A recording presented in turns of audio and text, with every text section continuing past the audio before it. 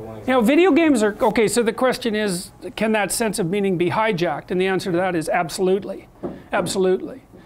Because you could say that the ultimate sense of meaning is composed of the union of fragmentary senses of meaning. And the fragmentary senses of meaning can be overwhelmingly powerful. Anger, sexual lust, and the sorts of things that you experience when, say, when you're playing a video game, which are very carefully calibrated to keep you on the edge of exploration, let's say.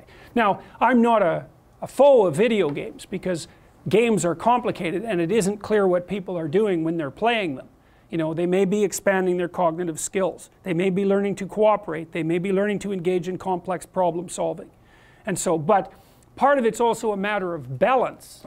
You know, 50 hours a week, probably not, unless you're going to go pro, right? Because there's other things you need to be attending to. It's not a stable solution for you, your family, your society.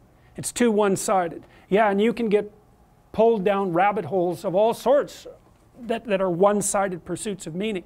So, and it's something we're actually going to talk about as the later classes unfold.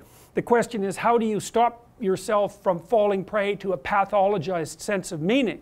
And I think one of the answers to that is don't lie. Because what you're hoping is that your nervous system is sufficiently healthy and well programmed so that what it reads out to you is reliable.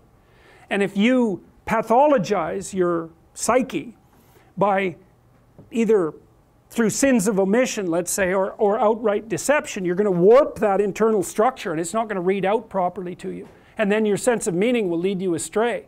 So like one of the reasons for speaking the truth, I shouldn't say that because you don't know how to speak the truth, but you do know how not to lie.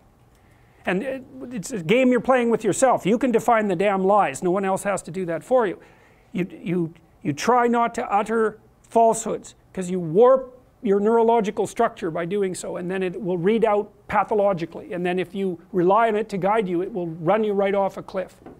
So that's why there's a moral element to this, is if you're going to rely on your sense of meaning, make sure that you don't pollute the mechanism.